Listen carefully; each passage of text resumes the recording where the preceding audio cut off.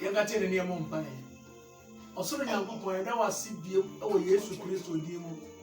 Wona mwadom so ene utume so. Odi akọ odi aba Awurade mra be cha wasam yi. Ejai ni nyina hye wo nsa medi betiefo nyina hye wo nsa. Nyankopon Awurade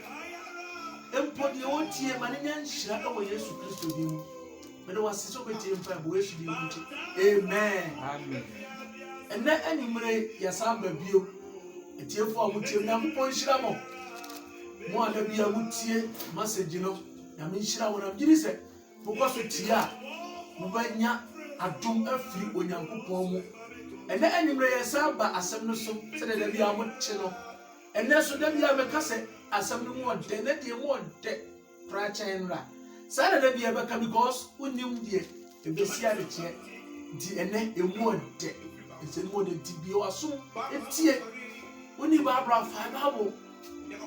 ye kana o kadi echi na usua amgiri se o be kase obenya awuto o Nyankopon mu ene esempa na ebe to atudi se usum Nyankopon a ana wo homa Kristo a awuto a wunya wo homa Kristo a awuto a wunya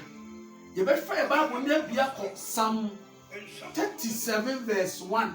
ene die yenye maami a obekan Bible no ade aboa e kakra se na be ya ye betimi a kirechire mu ye na aboa me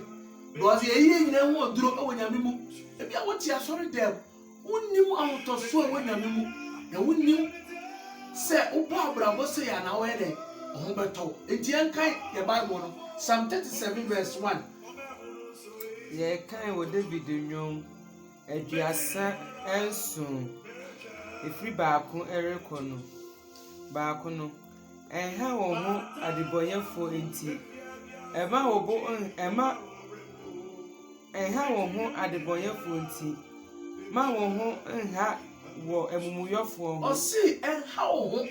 adeboyefo enti enha wo ho emumuyofo ho ye kan adeboyefo wankasa wonim obi a onya adwensa kyera obi a otia sori dem no onya adwensa nyese wo kotra sori dem ko anche se wasa kyera o asori dem wo ekori ye kwa kosua bibi edu sua na wo fa na wo jai boni a wo bom na e na kyere se wo ye dey onya adwensa kyera enti wo se enha wo ho meba e wo dey e de boyefo nti to asoma ye na eri ni dabi na wotwa wo osi na eri ni dabi na wotwa wo gusa de esere oniadofo wo tie me ena nimre enha ho wate adeboyefo wo taa wonti ena wani abre adeboyefo a o kansem tia wonti ena wani abre Nyankopon se enha ho eri ni dabi na wotwa wo gusa sere eri ni dabi adeboyefo enya ho to Nyankopon mu to asoma ye na wakusa se enwura mo bata Awurade ho na ye papa oniadofo wose ye dey bata Awurade ho na ye papa just otwe ho free Nyankopon ho a hu se enya de a obenya ho to enye ho bekoso ko tia na se ho so ne so mo ko tia wa anu ye no wa anu ye eba bua se wo beso Nyankopon be bata Nyankopon se wo bata na ho nso a wati wo firi na ne ho ena ado ho apo wiase ebe de no ya ho to aso mai tena asase so ne di nokore o se tena asase so ne di nokore de hia o onadofo se wo pese wo koso abrabom se wo pese wo toso wo Nyankopon mo di nokore asase so ati Nyankopon nim se de ambone e wo asase so onim se nokore de ni ha eti no se tena asase so ne di nokore so wo bi na wo dwuma ebia nyame adum nipa na ekoso won tia se wonim se bi akodi sikaduro ene sikaduro no kuredie a wodi ma ne manager no kuredie a wodi ma ne boss wodi ache se wodi un problem nyina akogu boss no so enam se boss na ntimi amu onti o start twantro wo ye nye ope ono so no kuredie kakira onyaye ene no kuredie odi enti nyame afoso nhira no di no kure to asoma ye ma wani nka Awurade ho na wa ma wo de wa koma ma wani nka Awurade ho na wa ma wo de wa koma pe wate onuadofo otie mi ma wani nka Awurade ho so wani nka Awurade ho na wo ginyame asam tum na wo bɔ koro ya brabo na wo gya bɔne ye na obi kona wo te ho obi nse obi ho nse kora wo die obi ho nse wa wo ka onyankopɔn se oba jiwo firi wate awuto so a ewo Kristo mu se wonya adensa kyerɛ wobɛnya awuto so onyame mu eniema esori tie nyina nyame be yie firi hɔ ensɔre de baba de Bible se onyankopɔn se ɔma nsɔhwɛ so kyerɛ ma de biara da ensɔhwɛ bɛ na wokom ono kura bi a wagya di nti watwe wo firi nyame ho na wo bata bonsam ɛna wo de aduro bi akɔhyɛ wo dam wote asɔre dam nso wo de Kristo soma to nkyɛ kɔgye aduro bi wo kɔhyia difoɔ torofoɔ enkontompo ne ɛka kyerɛ wo nto akɔgye aduro bi ɛde abɛsiw wo store na ade pete nneɛma so he de bonsam ne bɛma obie ne de akyire no wobɛbu ho akonta na ɛni da bi Bible se onyankopɔn bɛtwa ne bɔnfo bu sesere nyankopɔn bɛtwa ne bɔnfo bu sesere wate enti fa to bonsam so ne ene ɛwɔ store hɔ ade pete wo nneɛma so no de wo fie a wo de pete wo nneɛma so adura nneɛma so fa gu oduane ma wo kunu ne no ɛso yɛ Kristo wo ti afɔ de ɛmo na wo tie ene nyame se mo ɔkɔkɔ wate sakyerɛ wadwen jai sane mani nyina bonsam wade ɔsaagye ɛwusa why na bonsam e bibia ma na ɛkɔ so na wo to aso ba onua ba fa wa kwan hyɛ Awurade nsɛm na fa wo ho ɛto ne so na ɔno na ɔbɛwio fa wa kwan hyɛ Awurade nsa na fa wo to ne so ɔbɛyɛ ama wate enkodi di foatofo akyi ye ba down hwɛ wo kra bisa wo sɛ quotation sɛ no yi kyerɛ wo ɛne ye down ahoto so ɔbɛnya nyame mu no nya de sacrament wo so ntimi ɛna wo do wo ti pintu na ayɛ de open so wo ba Kristo ma wo bɛnya ahoto wate fa wo ma Kristo jai bɔne nyina la wate jai obi kura wo gye no jai obi yira wo ko tra ho saa de mani nyina na de ko nomi mu saa de mo nyana bɛnya me yiri nsa furu so wo na nyimre nyankopɔ se me kasa kyerɛ wo saa de mo nyina la ɛnam kwasi asɛm a wo die nti a nipa ka kyerɛ wo so mfa abranche wasi so so do abra bobo ma Kristo wo do wa bobo saka wafo ɛna wo die kyerɛ ka wo bedam nti ɛyɛ but wo amfa pampa so anya onyankopɔn se ni dobi wo betwa ne boyefo gutu asoma ɛ na wo yi wotini edi sɛ adekye na wo bem sɛ obigina to so ye ko ma Awurade ne fa wo ho twene no fa ho twere Awurade wate so ye ko ma Awurade na wo twere na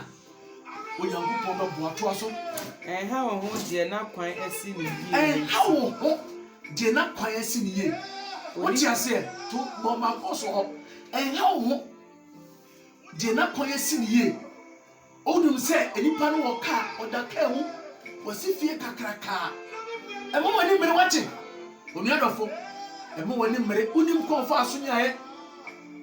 unim kɔ fa aso nyae ne dan ɛyɛ papa mu a ɛyɛ na ɛyɛ bɔne mu so a wonim ɛnam ne sɛ nti wani mmere Bible se ha ho de na kɔ asi ye bompaye na sakyera onyam bɛyɛ odi ama wo bon adwen sakyera woni enti unim sɛ nyankopɔn ka akyi wate ma nyame wo hɔ o bibi ye ma to aso ma ye ya fa sɛ so na kɔ fast onipa a odi ne busuo enti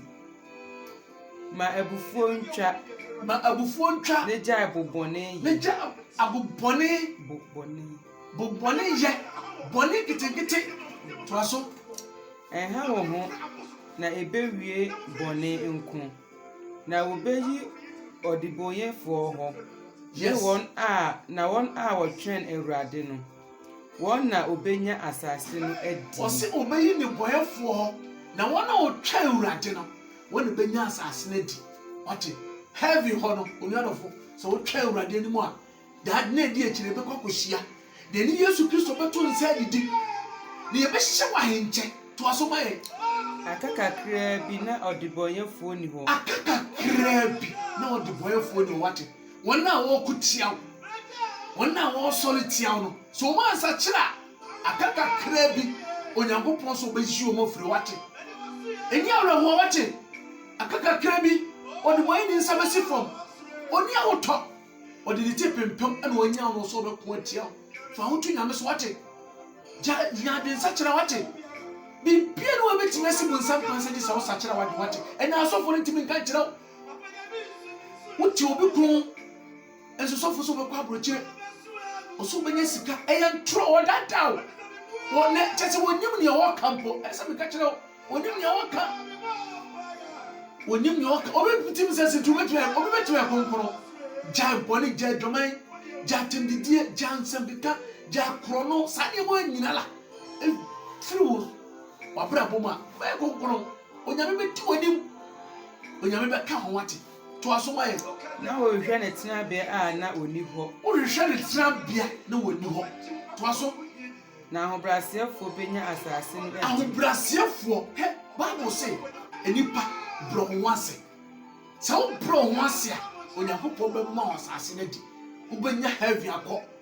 na uboko nkura brabo enyi ka obi wase e ma wo so wate